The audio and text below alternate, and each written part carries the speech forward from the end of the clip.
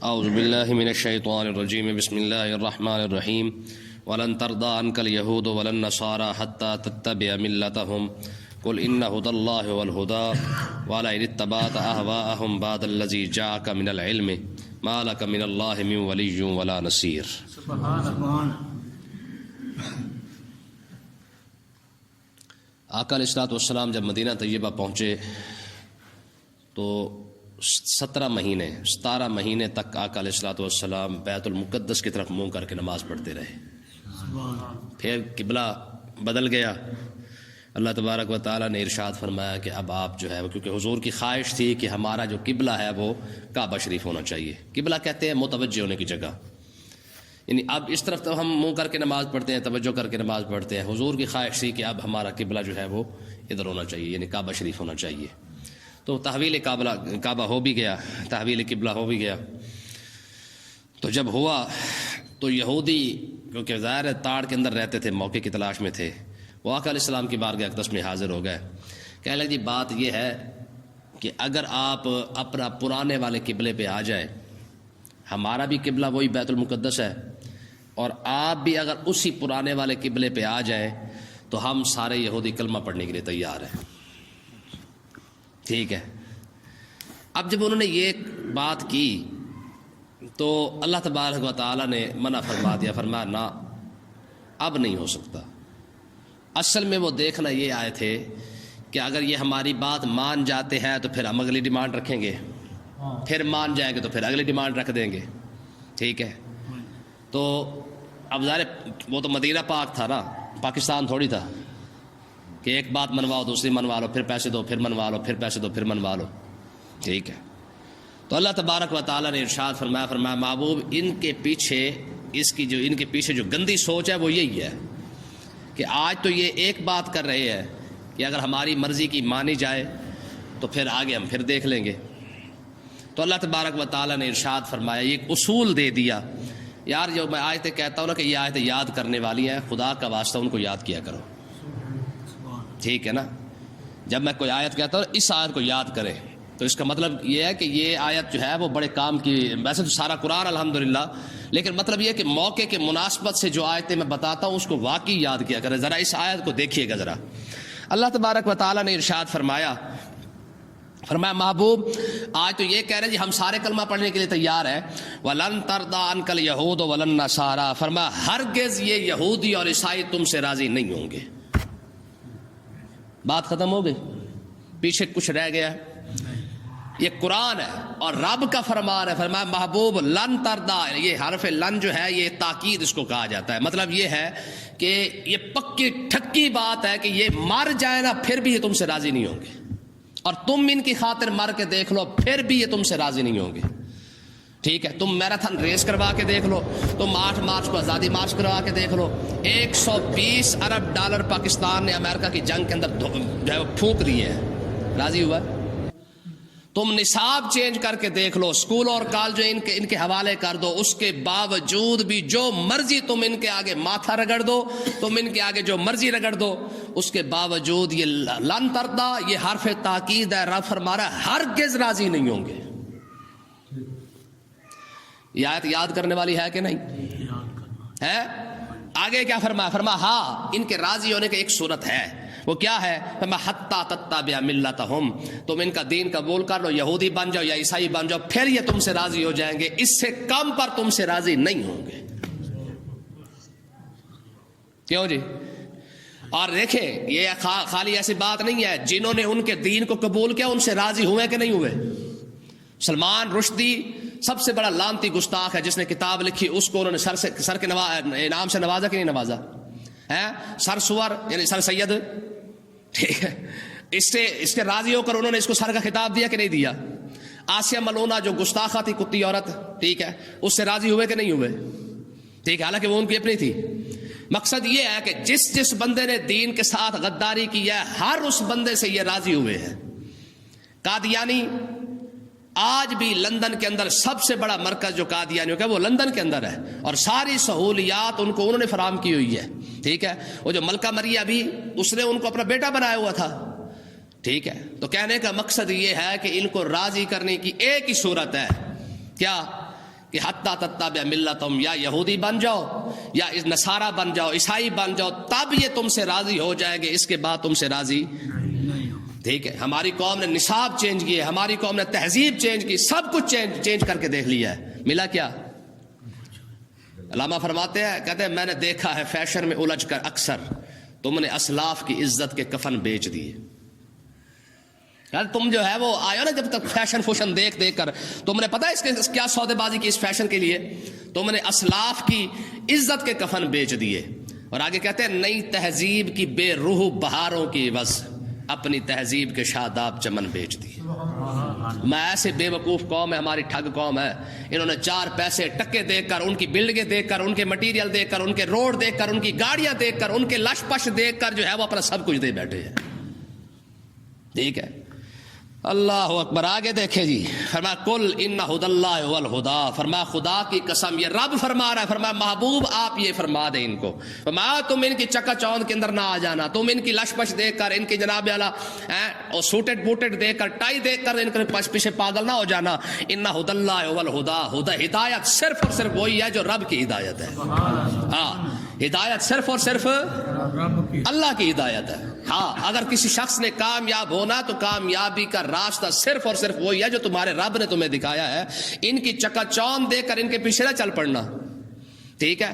ان کو تو راضی کر نہیں سکے، فرمایا تمہارا رب تم سے راضی ہو سکتا ہے، ٹھیک ہے۔ آگے دیکھیں جی، اب جو بندہ ان کے پیچھے چلے ہے جی، پھر ہم ترقی کیسے کریں گے جی؟ اگر ہم سائنس نہیں پڑھیں گے پھر آگے کیسے نکلیں گے جی؟ اگر ہم انگریزی نہیں سیکھیں گے تو ان کا مقابلہ کیسے کریں گے؟ ان کنجروں کو پتہ ہی کوئی نہیں ہے۔ مجھے آپ بتائیں، سلطنت عثمانیہ 600 سال رہی ہے، انگریزی سیکھ کے رہی ہے؟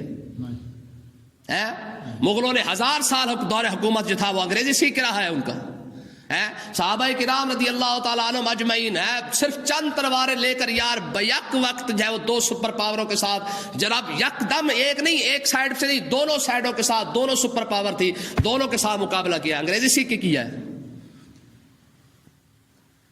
کیوں جی؟ ہم انگریزی کے مخالف نہیں، ہم تہذیب کے خلاف ہیں۔ بات سمجھے کہ نہیں آئی ہے؟ آج بھی امریکہ کے اندر جن لوگوں نے کلمہ پڑھا ہوا ہے شاید وہ ہم سے زیادہ افضل ہوں گے، بلکہ ہے، کیونکہ وہ کفرستان کے اندر لوگ کھڑے ہو کے جناب انہوں نے دین کا علم بلند کیا، کوئی چھوٹی موٹی بات ہے۔ جنہوں نے برطانیہ کے اندر، لندن کے اندر، فرانس کے اندر، جرمنی، چین، جہاں جہاں انہوں نے کلمہ پڑھا ہے، چین کے مسلمان تو آج بھی جتنی تکلیف کے اندر چین کا مسلمان ہے شاید کشمیر کا مسلمان بھی نہ ہو، شاید فلسطین کا مسلمان بھی نہ ہو۔ چینی مسلمانوں کو تو زندہ رہنے کا بھی حق نہیں ہے، یہ ہمارا گہرا دوست ہے نا۔ چینی مسلمانوں کو جینے کا حق نہیں ہے، ٹھیک ہے نا جی۔ لیکن اس کے باوجود ہم صرف یہ کہتے ہیں کہ بھائی تہذیب صرف اور صرف اسلام کی، بس اس سے آگے کوئی بات نہیں ہے۔ باقی جو مرضی آپ سیکھتے رہے، ہمیں اس پر اعتراض نہیں ہے، ہمیں اعتراض ہے اس بات پر کہ تم ان کے پیچھے لگ کے اپنا سب کچھ چھوڑ کے چلے گئے۔ صحابہ رسول بیٹھے ہوئے تھے ایک بادشاہ کے سامنے، کھانا کھا رہے تھے۔ اچھا، کھانا کھاتے ہو نا، ایک لقمہ جو ہے وہ نیچے گر گیا ان کے ہاتھ سے، انہوں نے اٹھایا، صاف کیا، کھا لیا۔ تو کسی نے کان میں کہا جناب یہ اجمی لوگ ہیں، اس بات کو اچھا نہیں سمجھتے، یہ اجمی لوگ اس بات کو اچھا نہیں سمجھتے، اور ہے بھی یہی کہ ہم کبھی کھاتے ہیں گری ہوئی چیز الا ماشاء اللہ، ٹھیک ہے۔ تو آپ نے پتہ کیا فرمایا صحابی رسول نے؟ آپ نے فرمایا میں ان بے وقوفی کی خاطر اپنے نبی کی سنت کو چھوڑ دوں؟ کبھی اتنا کانفیڈینس تو ہونا چاہیے نا جی، اتنے کم سے کم انسان کے اندر یار یہ تو ہونا چاہیے۔ فرمایا ان بے وقوفوں کی خاطر میں اپنے نبی کی سنت کو چھوڑ دوں، یہ کیسے ہو سکتا ہے بھائی؟ بات سمجھے کہ نہیں آئی ہے؟ آگے دیکھیں جی، جو بندہ انگریز بننے کی خواہش میں ہے نا، ذرا اعلان سنے رب کا، فرمایا والا ان اتبعت اهواءهم بعد الذي جاءك من العلم، فرمایا کہ اگر تو نے، جو سننے والا ہے، اهواءهم، اگر تو نے ان کی خواہشات کے پیچھے چلا، اگر تو ان کے خواہشات کے پیچھے چلا، بعد الذي جاءك من العلم، اس کے بعد کہ تیرے پاس علم آ چکا ہے، تیرے پاس قرآن آ چکا ہے، تیرے پاس میرے نبی کی حدیث آ چکی ہے، میرے نبی کی سیرت تمہارے پاس موجود ہے، رب کا کلام تمہارے پاس موجود ہے، اس کو چھوڑ کر اگر تو اس کے پاس گیا، مالک من اللہ من ولی ولا نصیر، پھر خبردار، پھر دیکھ تماشا، قیامت کا دن نہ آئے گا، نہ کوئی تیرا ساتھی رہے گا، نہ کوئی تیرا مددگار رہے گا۔ کیوں جی؟ بڑھ کے دیکھو ذرا انگریز، ایمانداری سے بتائیں۔ میں نے کہا تھا نا، ہمارے بزرگ کہتے ہیں کہ مسلمان ہے نا، مسلمان کا کوئی بھی شخص ہے نا، اس کا باپ بھی اتنا خیر خواہ نہیں ہے جتنے علماء خیر خواہ ہے. ہم کیوں کہتے ہیں کہ خدا کا واسطہ واپس آؤ؟ ہم کیوں کہتے ہیں خدا کا واسطہ اسلام کو سمجھو؟ کیوں؟ یہ رب کا واضح اعلان ہے کہ اگر اب تم نے اس علم ہونے کے باوجود، قرآن ہونے کے باوجود، سیرت النبی ہونے کے باوجود، اسلام سارا واضح ہونے کے باوجود پھر بھی تو سمجھتا ہے کہ وہ اچھے ہیں، میں پھر قیامت کا دن آنے دے. ما لک من اللہ من ولی ولا نصیر. قیامت کے دن آنے سے پہلے فرمایا اس وقت کیا ہوگا؟ نہ تیرا کوئی ساتھی رہے گا، نہ کوئی تیرا مددگار رہے گا. ٹھیک ہے، یہ سندھ کے اندر ایک خبیث مر گیا اینکر. ٹھیک ہے، اس لانتی نے مرنے کے سے تھوڑی دیر پہلے نا وصیت کی تھی. اس نے کہا تھا میری قبر کو نا زنجیروں سے باندھ دینا. کیوں؟ کہ یہ پیغام ہے کہ جب تک صحافت آزاد نہیں ہے، ہاں جی، صحافت کیونکہ آزاد نہیں ہے تو میری قبر کو زنجیروں سے باندھ کے رکھنا. مجھے آپ بتائیں، اوپر سے تو زنجیریں باندھ دی گئی، اندر کیا ہو رہا ہے اس کے ساتھ؟ اس نے کہا میں اسلام کو نہیں ہوتا. اسلام کیا ہوتا ہے؟ چلو نہ مان، لگ پتہ جائے گا کہ بس 2 فٹ نیچے جانے کی دیر ہے نا. ایک کھڈے میں جا کے تو دیکھ، لگ پتہ جائے گا اسلام ہے کیا. ٹھیک ہے، آقا علیہ السلام نے، خدا کی قسم میں آپ کو حقیقت بتا رہا ہوں، یہ سب سے مشکل ترین دور جا رہا ہے. علماء فرماتے ہیں سب سے مشکل ترین دور ہے یہ دور جس دور کے اندر ہم سانس لے رہے ہیں. مجھے آپ بتائیں، اس سے پہلے آج سے 20-25 سال 30 سال یہ جو ہمارا دور ہے، اس سے پہلے اتنی سہولیات تھیں، اتنی فحاشی تھی، انٹرنیٹ، ٹی وی، یہ وہ سب کچھ جو کچھ بغیرتی، بے حیائی اس وقت پوری دنیا کے اندر پھیل چکی ہے. آج سے آپ بتائیں نا 20-25 سال 30 سال سے پیچھے چلے جائیں، سوال ہی پیدا نہیں تھا. ایک حیا، شرم، سب کچھ موجود تھا. 100-200 سال پیچھے چلے جائیں تو ماشاءاللہ اور بھی زیادہ اچھا زمانہ. لیکن سب سے مشکل ترین دور یہ ہے. ٹھیک ہے، آقا علیہ السلام نے اس دور کے بارے میں فرمایا توبہ، فرمایا ان کو مبارک ہو. کن کو مبارک ہو؟ فرمایا کہ یہ آج جو دور ہے، اس دور کے بارے میں حضور کی جو حدیث پاک ملتی ہے، آپ نے کیا ارشاد فرمایا تھا؟ آپ کی حدیث پاک تھی، آپ نے فرمایا ان علماء کو ان الدین غریبا ویرجع غریبا فطوبى للغرباء الذين يصلحون ما افسد الناس من بعدی. حضور نے ارشاد فرمایا ان علماء کو مبارک ہو جو علماء پرفتن دور کے اندر بیٹھ کے میرے دین کی تبلیغ کریں گے. بتائیں آج اس دور کے اندر دین کی بات کرنا آسان ہے؟ ٹھیک ہے، کہاں آسان ہے؟ سب سے مشکل ترین ہے اس دور کے اندر دین کی بات کرنا. سب سے مشکل دور ہے. آپ کا میڈیا آپ کا مخالف، آپ کے حکمران آپ کا مخالف، آپ کا معاشرہ آپ کا مخالف. کہ بھائی زیادہ مولوی بننے کی ضرورت نہیں ہے، زیادہ صوفی بننے کی ضرورت نہیں ہے. تو پھر صوفی بن گیا ہے، پھر تو مولوی بن گیا ہے، بڑی گل ہے بھی تو مسیحیں جان لگ پے ہیں. بھائی کتنے ہمارے لوگ راستے کے اندر کھڑے ہیں جو ہمارے صرف اور صرف دین سے راستے کو روکنے کے لیے کھڑے ہوئے ہیں. ٹھیک ہے، بندے کے اندر صرف ہمیشہ خدشہ ڈالتے رہتے ہیں. اچھا پھر بڑی گل ہے بھی تو ہی مسیحیں جان لگ پے بھائی، بڑی گل ہے بھی تو ہی مولوی بن گیا بھائی. تو اس دور کے اندر دین کی بات کرنا کوئی آسان بات ہے؟ تو آقا علیہ السلام نے ارشاد فرمایا، ذرا اس کا مستقبل بھی دیکھ لیں. اگلا مستقبل دیکھیں جی، الذین آتیناہم الکتاب یتلونہ حق تلاوتہ. یہ آیت یہودیوں کے بارے میں نازل ہوئی.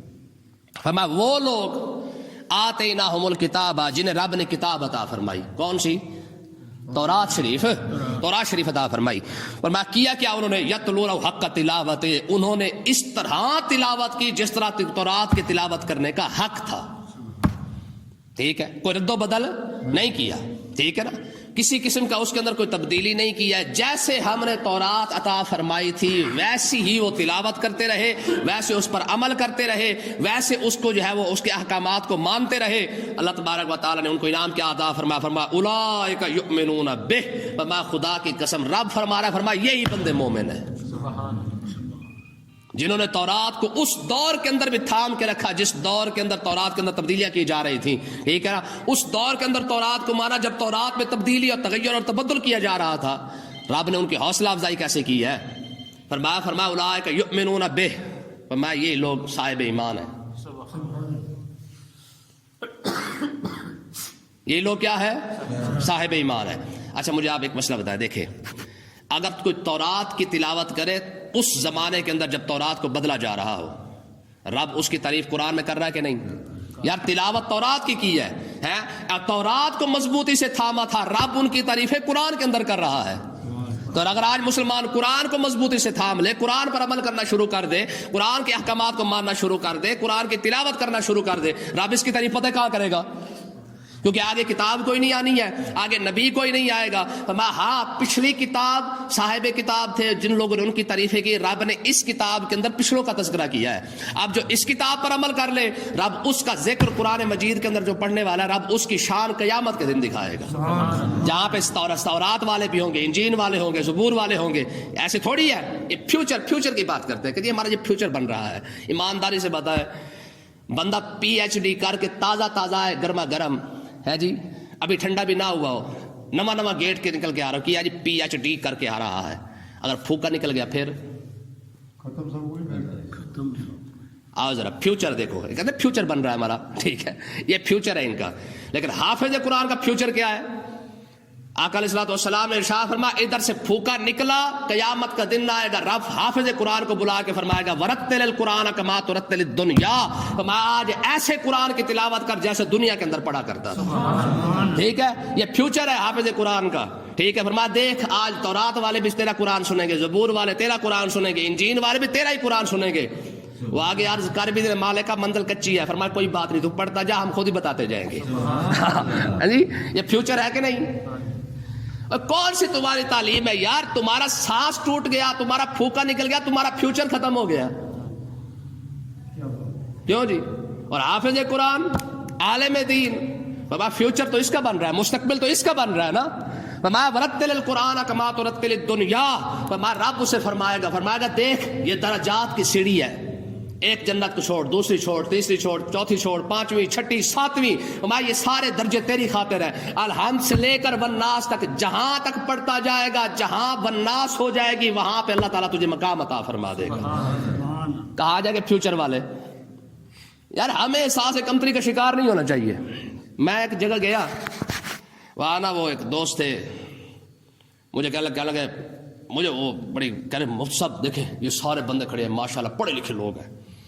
میں کہا اچھا میں کیا پڑھے ہیں؟ کہتے یہاں پہ کوئی بھی بندہ BA سے کم نہیں ہے۔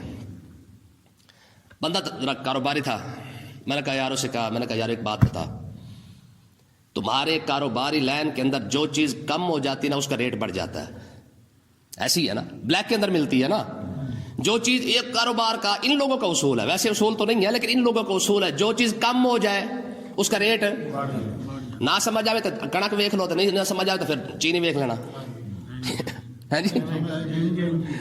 اللہ اکبر۔ میں کہ ایمانداری سے ایک بات بتا، پورے حال کے اندر کوئی عالم دین ہے؟ کہ نہیں۔ میں کہ پھٹے منہ نہیں ہے، پھر سب سے زیادہ قیمتی تو میں ہوا، سارے کہاں سے ہو گئے؟ سارے تو BA والے کھڑے ہوئے ہیں، کیوں جی؟ آج بھی دیکھ لے ہر کوئی جناب کالج یونیورسٹی کے اندر دوڑتا جا رہا ہے، اور میں کہتے جی ہم نے بچوں کو مولوی نہیں بنا، ابھی نہ بنا ہاں تو ٹھیک ہے، لیکن ان سے پوچھ کے دیکھ جو معاشرے کے اندر ایک ہی عالم دین ہو، بتاؤ مہنگا وہ ہے کہ پورا معاشرہ ہے؟ جو چیز کم ہوگی قیمت اس کی زیادہ ہوگی نا۔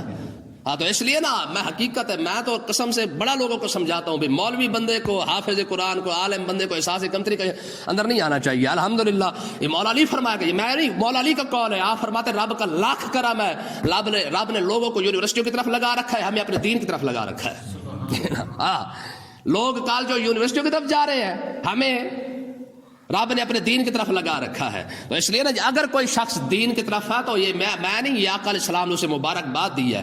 آپ نے ارشاد فرمایا ان الدین بدا غریبا ویرجو غریبا فطوبى للغرباء، حضور نے ارشاد فرمایا آخری دور کے اندر جو بندہ دین کی طرف آئے گا اس کو مبارکباد خود میرے مصطفیٰ نے عطا فرمائی ہے۔ ٹھیک ہے نا جی۔ اللہ تبارک و تعالیٰ نے ارشاد فرمایا ومن یکفر بہ، فرمایا جو قرآن کو چھوڑ جائے، جو اسلام کو چھوڑ جائے، جو دین کو چھوڑ کے جائے، فرمایا جس نے ان کو چھوڑا فاولئک هم الخاسرون، رب کہہ رہا ہے یار وہ گھاٹا کر کے گئے ہیں، وہ گھاٹا کر کے گئے۔ جنہوں نے دین کو چھوڑا انہیں کبھی فائدہ نہیں ہوا۔ یار دیکھو نا 16 سال پڑھنے کے بعد بھی یسر ہی کرنا پڑا نا۔ اور ایک حافظ قرآن بیٹھا خدا کی قسم لوگ نام نہیں لیتے ہیں، کہتے حافظ صاحب بیٹھے ہو بھائی، کیوں جی؟ ہوتا کہ نہیں ہوتا؟ کئی بات 6 سال ہو گئے مجھے آپ کے پاس آئے، کئی بندوں کو میرا نام نہیں آتا، بلکہ میرا خیال ہے آدھے سے زیادہ پیڑ کو نہیں آتا ہوگا نا۔ میں نے خود پوچھ کے دیکھا، میں نے کہا نام کیا میرا؟ کہہ رہے پتہ کوئی نہیں۔ وجہ کیا ہے؟ وجہ یہ ہے کہ وجہ یہ احترام ہے۔ کوئی حافظ ہو جائے قرآن کا، لوگ کہتے ہیں جی حافظ صاحب آ رہے ہیں، کوئی اس سے زیادہ پڑھ جائے کہتے ہیں لوگ علامہ صاحب